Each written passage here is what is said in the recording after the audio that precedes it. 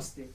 तो आज हम देख रहे हैं विराम चिन्ह और उसका वाक्य में प्रयोग। क्या देख रहे हैं हम? विराम चिन्ह और उसका वाक्य में प्रयोग। आप सभी 8वीं कक्षा हो, 9वीं कक्षा हो, 10वीं कक्षा हो, भाषा की पहचान उसके विराम चिन्ह से होती है। भाषा की पहचान किससे होती है? विराम चिन्ह से। और विराम चिन्ह का वो केवल हम के इस यहाँ पर हम देख रहे हैं विराम चिन्ह और उसका वाक्य में प्रयोग, यानी केवल विराम चिन्ह उसकी तो हमें पहचान है, लेकिन वाक्य में कहाँ कहाँ प्रयोग होता है वह भी देखना बेहद जरूरी है। तो हम पहला छात्रों वाक्य देखते हैं और पहला चिन्ह है विराम चिन्ह, पूर्ण विराम चिन्ह। पहला विराम चिन्ह कौन सा है? पूर्ण विराम चिन्ह। यहाँ पर उसका चिन्ह यह है और उसका वाक्य भी देखते हैं। तीसरे दिन नाखून बढ़ जाते हैं। और यहाँ पर दिखाई दे रहा है छात्रों, वाक्य समाप्त हो गया, समाप्ति सूचक वाक्य समाप्त हो गया और वाक्य समाप्त होने के बाद पूर्ण विराम देना चाहिए। दूसरा विराम चिन्ह है छात्रों अल्प विराम, जहां पर पूर्ण वाक्य होने पर रुकना है पूर्ण, और जहां पर थोड़ा रुकना है उसे अल्प विराम कहते हैं। और उसका चिन्ह यह है।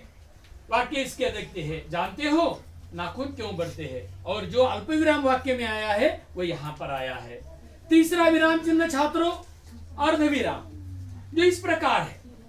यह अर्ध विराम चिन्ह है, जहां पर आधा रुकना है, वाक्य समाप्त नहीं हुआ, वह अर्ध विराम कहलाता है। दफ्तर से छुट्टी लेकर आइए। विश्राम आपको पूर्ण विराम कर देगा। यहां पर वाक्य मैंने पढ़ते समय आपने देखा होगा कि मैं आधा रुका हूं। यह भी यहां पर छात्रों अगला चिन्ह प्रश्नवाचक। हम जानते हैं जैसे ही प्रश्न हमने किसी को किया तो यह प्रश्नवाचक चिन्ह यह है और उसका वाक्य है नाखून क्यों बढ़ते हैं। प्रश्नवाचक शब्द यहां पर आया क्यों, और वाक्य के अंत में हमने प्रश्नवाचक चिन्ह दिया, इसलिए यह प्रश्नवाचक चिन्ह है। पांचवा चिन्ह है विस्मयादिबोधक चिन्ह। कौन सा चिन्ह है? विस्मयादिबोधक चिन्ह। वो इस प्रकार पूर्ण विराम जैसा लगता है पर पूर्ण विराम है क्या? नहीं है। यहाँ पर वाक्य देखिए, अरे यह क्या कर रहे हो? अरे के बाद जो पूर्ण विराम चिन्ह आया है वो विस्मयादिबोधक आश्चर्य, कभी कभी तीव्र मनोभाव व्यक्त होते हैं, वो भी विस्मयादिबोधक चिन्ह। अरे के बाद जो आया वह विस्मयादिबोधक चिन्ह है। उसके बाद छठा चिन्ह योजक चिन्ह, जिसे हम संयोग चिन्ह कहते हैं, और यहाँ पर उसका विराम चिन्ह ये है। और वाक्य देखते हैं, कभी हरा भरा पेड़ मत काटो। यहाँ पर हरा भरा जो बीच, इन दो शब्दों के बीच में जो चिन्ह है वह योजक चिन्ह है। वो कौन सा चिन्ह है? योजक चिन्ह है। और उसके बाद छात्रों अगला देखते हैं एकल अवतरण चिन्ह। अगला कौन सा चिन्ह है? एकल अवतरण वाक्य देखिए, चिन्ह। और जो वाक्य के आरंभ में एकल अवतरण चिन्ह यहाँ पर लगा है, रोज कब जाते हैं। प्रश्नवाचक चिन्ह के बाद जो यहाँ पर जो विराम चिन्ह दिखाई दे रहा है वह एकल अवतरण चिन्ह है। उसके बाद छात्रों देखते हैं अगला विराम चिन्ह दोहरा अवतरण चिन्ह, जो यहाँ पर यह चिन्ह है।